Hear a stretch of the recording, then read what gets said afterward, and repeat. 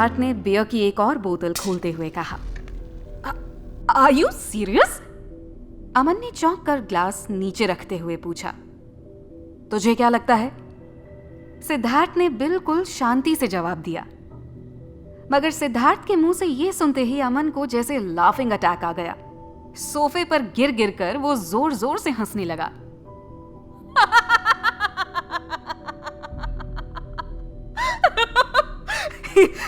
यार सीरियसली, तू उससे सिर्फ इसलिए शादी करने वाला है कि तूने उसके साथ वन नाइट स्टैंड किया? अबे आज की डेट में इतना कौन सोचता है बे?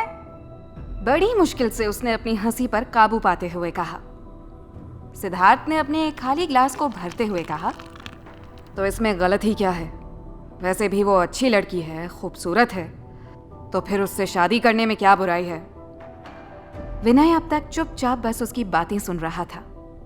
उसने सिद्धार्थ के कंधे पर हाथ रखकर सीरियस होते हुए पूछा, तुझे सच में उससे शादी करनी है? उसकी कोई गलती नहीं थी उस रात। मैंने ही उसे नशे में अंदर खींच लिया था। फिर जो भी हुआ नशे में ही हुआ, मगर गलती तो मेरी भी थी। अगर मैं उसकी जिम्मेदारी लेता हूं तो उसमें गलत ही क्या है? और वैसे भी मुझे लगता है कि उसकी फैमिली में कुछ गलत हो रहा है। कहते हुए सिद्धार्थ एक पल को रुका और एक ही सांस में अपना पूरा ग्लास खाली कर दिया।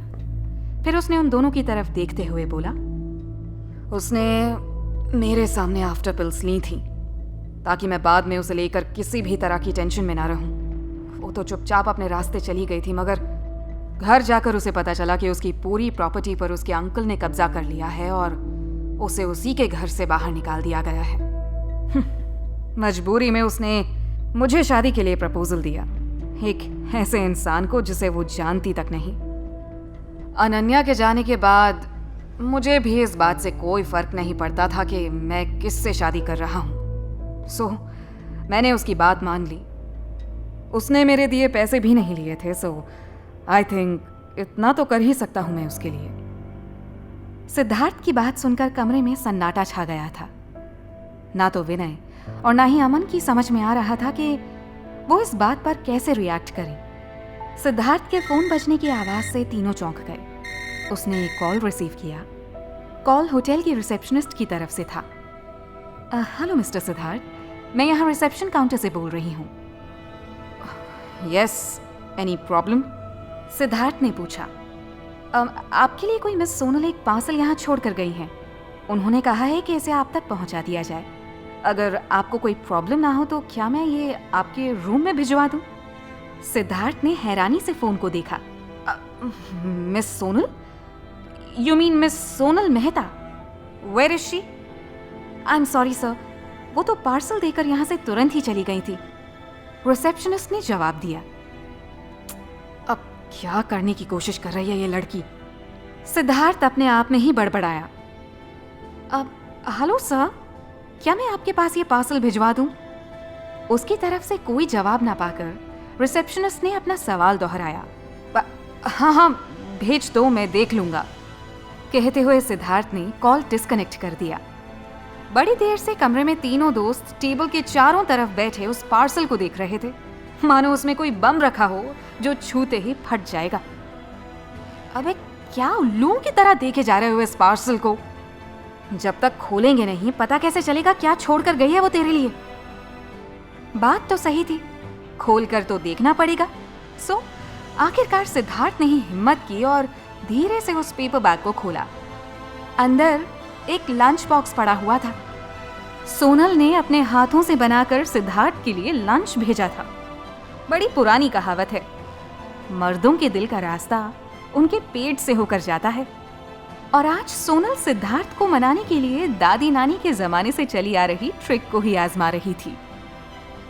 ये तो लंच भेजा है उसने तेरे लिए, विनय ने उस पूरे बॉक्स को देखते हुए कहा, जिसमें कुल 4 डब्बे थे। खोल कर तो देख क्या बनाया है उसने तेरे लिए, अमन ने एक्साइटेड होते हुए कहा।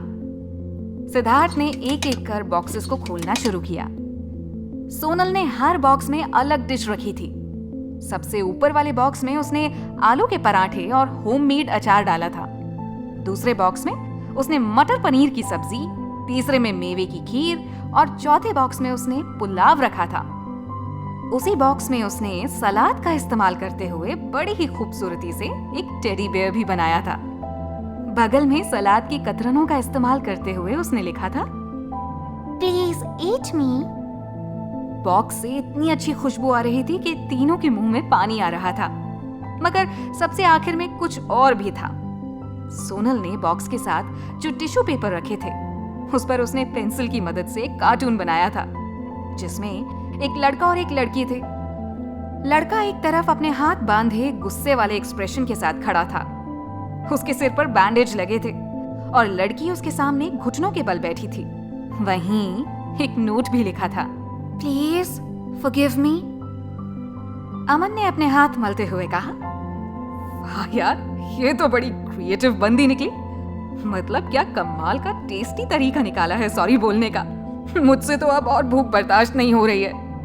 कहते हुए जैसे ही उसने एक बॉक्स उठाया, सिद्धार्थ ने सारे बॉक्सेस झट से अपनी तरफ खींच लिए। विनय और अमन दोनों ने उसकी तरफ कंफ्यूजन से देखा। जवाब में सिद्धार्थ ने अपना गला साफ करते हुए कहा, ये सब मेरे लिए भेजा है उसने, तो इसे सिर्फ मैं खाने वाला हूं। क्या? दोनों हैरानी से एक साथ चिल्लाए। हाँ, अबे ये तो अभी से उसको लेकर पोजेसिव हो रहा है, अमन ने चिढ़ते हुए कहा। विनय ने भी मुस्कुराते हुए पूछा, तू तो एकदम भयानक वाला डाइट कॉन्शियस आदमी है, तू कब से ये सब खाने लगा? हाँ? उनकी बात सुनकर सिद्धार्थ को भी थोड़ा अजीब फील हुआ। सच ही तो था, क्या कोई सोच भी सकता था कि बिजनेस टाइकून सिद्धार्थ रॉय कपूर एक सिंपल से होममेड खाने के लिए इतना डेस्परेट हो सकता है? वो भी तब जब ये सब किसी ऐसी लड़की ने बनाया था जिसे वो जानता तक नहीं था। क्या सच में वो सोनल के लिए पोजेसिव हो रहा था? उसने सबसे पहले सारी चीजें टेस्ट की, फिर बाकी दोनों की लताड़ सुनने के बाद उनके साथ भी खाना शेयर किया। खाना वाकई बहुत ही टेस्टी था। खाने के बाद उसने सोनल का वो नोट लिया और उन दोनों को दिखाते हुए बोला, अगर मैं अनन्या को लाइफ पार्टनर नहीं बना सकता तो उसकी जगह कोई भी ले, क्या फर्क पड़ता है? और जितना इस लड़की ने मुझे चोट पहुंचाने के बाद मेरे लिए किया है, उससे इतना तो यकीन से कह सकता हूं कि भले ही हम दोनों कभी एक दूसरे को अपने दिल में जगह ना दे पाए, हमें अजनबियों की तरह एक घर में रहना पड़े, मगर मुझे कभी अपने इस फैसले पर पछताना नहीं पड़ेगा। उसकी बात सुनकर दोनों ने मुस्कुराते हुए उसकी पीठ थपथपा दी। फिर अगले 5 दिनों तक सिद्धार्थ को ऐसे ही सोनल के पार्सल्स मिलते रहे। हर रोज वो उसके लिए कुछ नया और कुछ स्पेशल बनाकर भेजती थी।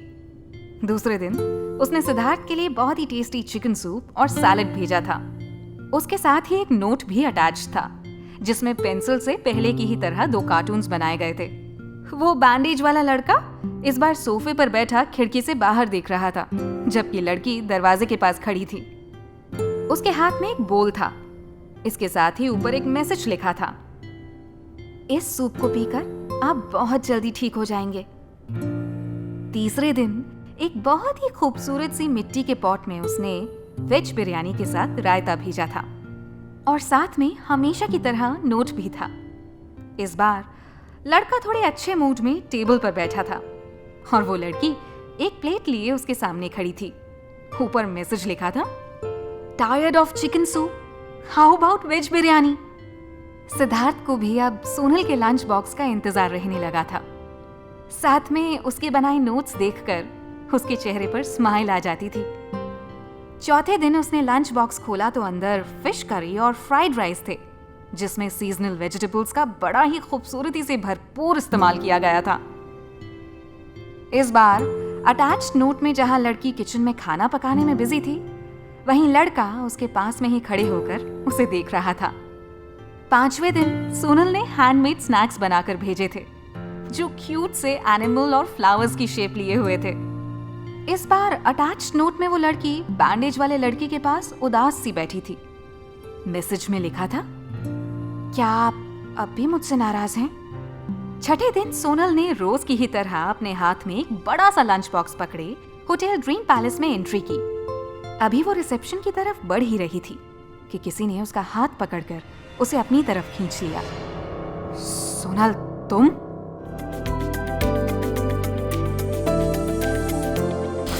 किसके किसके लिए लेकर जा रही हो ये लंच बॉक्स? तुम्हें जानकर क्या करना है? हाथ छोड़ो मेरा। नमम ने फर्श पर पड़े उस केक को देखा और फिर उसका मजाक उड़ाने के अंदाज में बोला, क्या कहा था तुमने? तुम मेरे लिए यहाँ नहीं आई थी, तो फिर ये सब क्या है? कुकू FM हिंदी चैनल को सब्सक्राइब करना ना भूले और बेल आइकन प्रेस करके अगले एपिसोड की नोटिफिकेशन पाएं।